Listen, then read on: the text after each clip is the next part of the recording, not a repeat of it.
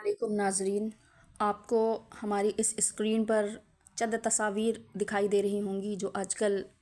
Social media پر کافی viral ہو رہی ہیں، اور یہ تصویر اس ظلم و تشدد کا ایک جیتا جاگتا ثبوت ہے جس نے انسانیت کو شرمسار کر دیا ہے۔ اور دوسری طرف آپ نے دیکھا کہ ہماری اسکرین پر دیکھیے دوسری تصویر جو آپ کو دکھ رہی ہے، وہ اسرائیلی پولیس کا مسجد اقصیٰ میں نمازیوں پر حملہ، اور جو ابھی حادثہ پیش آیا دلی پولیس اہلکار کی جانب سے کہ انہوں نے نمازیوں پر کس طریقے سے ظلم و تشدد کیا، اور نمازیوں کو سجدے کی حالت میں پیر سے کس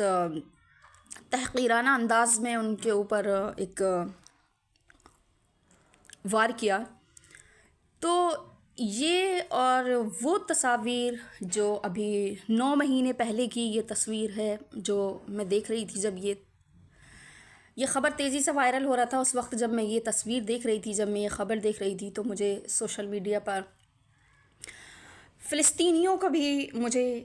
ویڈیو دکھائی دی، جس میں سے ایک خبر یہ بھی تھی جو آپ کی اسکرین پر دکھائی دے رہی ہے کہ اسرائیلی پولیس کا مسجد اقصیٰ میں نمازیوں پر حملہ، اور دلی پولیس اہلکار کا نمازیوں کو سجدے کی حالت میں مارنا، ظلم و تشدد کرنا۔ یہ دونوں تصاویر اور دونوں تصویریں یہ ایک ہی تصویر کے دو رخ ہیں جو سراسر اس پست ذہنیت اور گری ہوئی ذہنیت جو انسانیت سے گری ہوئی ہے، جس کو انسان کہنے کے لائق بھی نہیں سمجھا جا سکتا ہے، اس انسانیت کو شرمسار کرتی ہوئی یہ دونوں تصویریں میری نظروں کے سامنے سے آئیں۔ تو یہ تصویر بھیانک بھی ہے اور درد انگیز بھی ہے۔ مجھے یہ واقعہ بالکل فلسطینیوں کی یاد دلاتا ہے کہ کس طریقے سے مسجد اقصیٰ میں وہ لوگ نماز پڑھ رہے تھے اور ان پر پولیس جو ہے وہ ظلم و تشدد کرتی تھی اور ان کو کس طریقے سے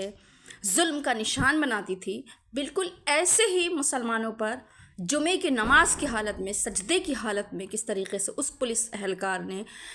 لات رسید کی ہے۔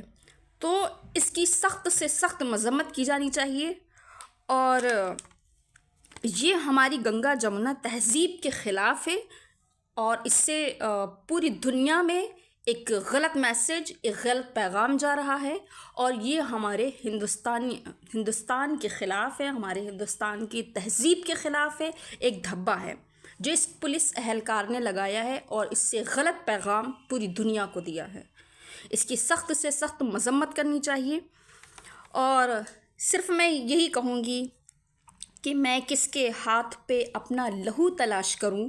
میں کس کے ہاتھ پہ اپنا لہو تلاش کروں، تمام شہر پہنے ہوئے ہیں دستانے۔ تو ہندوستان کی گنگا جمنا تہذیب نے کو گندہ کر دیا ہے اس ایک تصویر نے، اور یہ تصویر صرف ایک پولیس اہلکار کی نہیں ہے بلکہ اس گندی ذہنیت کی ہے اور اس زہر کی ہے، پوری طریقے سے عکاسی کرتی ہے جو زہر کچھ فرقہ وارانہ پرست ذہنیت نے اس کو وجود میں لایا ہے، اس کو وجود میں انہوں نے لانے کی کوشش کی ہے، اور وہ زہر پورے معاشرے میں گھولا ہے۔ چند سال پہلے یہ ہندوستان ایک محبت کا، ایک امن کا، ایک شانتی کا ایک ملک ہوا کرتا تھا۔ یہاں پر ہندو ہوں، مسلم ہوں، سکھ ہوں، عیسائی ہوں، سب آپس میں محبت کے ساتھ رہا کرتے تھے،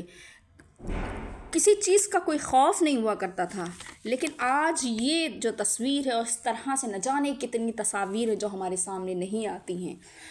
وہ عام طور سے اس طریقے کی جو تصاویر ہیں وہ ہمارے سامنے پہنچ ہی نہیں پاتی ہیں، لیکن یہ جو پہنچ چکی ہے یہ تصاویر اس ذہنیت کی عکاسی کرتی ہے، اس زہریلے ذہنیت کی عکاسی کرتی ہے کہ جس نے ہماری گنگا جمنا تہذیب کو گندا کر دیا ہے، اور ان زہریلے افراد کی ذہنیت نے اور ان کی نفرت نے اور ان کے تعصب نے اور ان کی فرقہ پرستی نے جو ہے ایک گندے جراثیم اور ان کے غلیظ پنجے گاڑ دیے ہیں۔ ان جیسی فرقہ پرست ذہنیت کو سخت سے سخت سزا دینی چاہیے، اور ان کو صرف برخاست کر دینا ہی مسئلے کا حل نہیں ہے کہ آپ نے برخاست کر دیا بس یہ مسئلے کا حل ہو گیا۔ یہ پولیس اہلکار یا ان جیسے لوگوں کو سخت سے سخت سزا دے کر عبرت کا نشان بنانا چاہیے، تاکہ آج کے بعد دوبارہ کوئی بھی شخص ہندوستانی ہو یا کہیں کا بھی ہو، یہاں سے یہ میسیج، یہ پیغام جانا چاہیے ہندوستان کی طرف سے کہ اگر کوئی بھی انسان، چاہے وہ پولیس اہلکار ہو یا کوئی اور دوسرا شخص ہو، اگر وہ ظلم کرتا ہے، تشدد کرتا ہے اس طریقے کی تو اس پر سخت سے سخت کارروائی کی جا سکتی ہے۔ تو یہی بس ہم اس ہندوستان کے قانون سے، اس ہندوستان کے آئین سے ہم صرف یہی امید کرتے ہیں کہ ان پولیس اہلکاروں کو یا ان جیسے لوگوں کو صرف برخاست نہ کیا جائے، بلکہ ان پر سخت سے سخت کارروائی کی جائے تاکہ آئندہ کے لیے یہ چیز یہیں پر رک جائیں۔ تو اگر کچھ ایسا مسئلہ تھا، اگر کچھ ایسی پریشانی تھی، کوئی پرابلم تھی، دیکھیے اسلام جو ہے وہ امن کا پیغام ہے۔ اسلام جو ہے کبھی بھی اس بات کی تعلیم نہیں دیتا ہے کہ آپ اپنی عبادت کے ذریعے سے لوگوں کو تکلیف پہنچائیں، لوگوں کو جس چیز سے تکلیف، ہمارے نبی صلی اللہ علیہ وسلم نے تو یہ بھی فرمایا کہ راستے میں بیٹھنے سے بچیے آپ۔ اگر آپ راستے میں بیٹھ رہے ہیں تو وہاں پر بھی بچیے، ایسی جگہ پر مت بیٹھیے جہاں پر لوگوں کو آنے جانے میں پریشانی ہو۔ تو اسلام تو اتنا اچھا مذہب ہے، اتنا اچھا پیغام دیتا ہے، وہ کیسے اس بات کی اجازت دے گا کہ آپ روڈ پہ نماز پڑھیں اور وہاں پر راستہ بلاک ہو جائے؟ یہ اسلام اجازت نہیں دیتا ہے۔ اور ان لوگوں نے نماز روڈ پہ نہیں پڑھی تھی، اگر پڑھی بھی تھی، میں کہہ رہی ہوں چلیے ٹھیک ہے، اگر انہوں نے پڑھی تھی، غلط کیا تھا، اسلام اس بات کی اجازت نہیں دیتا کہ آپ اپنی عبادت کے ذریعے سے لوگوں کو تکلیف پہنچائیں۔ عبادت الگ چیز ہے اور لوگوں کو تکلیف پہنچانا یہ الگ چیز ہے۔ اگر انہوں نے کچھ غلط کیا تھا تو آپ قانونی طور پر ان پر کارروائی کرتے، مقدمہ کرتے، یا جو بھی آپ کر سکتے تھے کرتے، لیکن قانونی طور پر یہ آپ کو کس نے حق دیا، یہ آپ کو کس نے اتنی اتھارٹی دے دی کہ آپ جو ہے نمازیوں کو سجدے کی حالت میں آپ پیر مار رہے ہیں، آپ ان کی جو ہے توہین کر رہے ہیں؟ تو آپ نے صرف نمازیوں کی توہین نہیں کی، بلکہ اور وہ ہندوستانیوں کی توہین نہیں کی، بلکہ پوری انسانیت کی توہین کی ہے۔ اس کی ہم سخت سے سخت مذمت کرتے ہیں۔ اور آخر میں بہت ہی افسوس کے ساتھ میں صرف یہ کہنا چاہتی ہوں کہ بڑھ گئے ہیں اس قدر قلب و نظر کے فاصلے، بڑھ گئے ہیں اس قدر قلب و نظر کے فاصلے کہ ڈھونڈنے نکلو تو شہر میں اپنا ہی گھر نہیں ملتا۔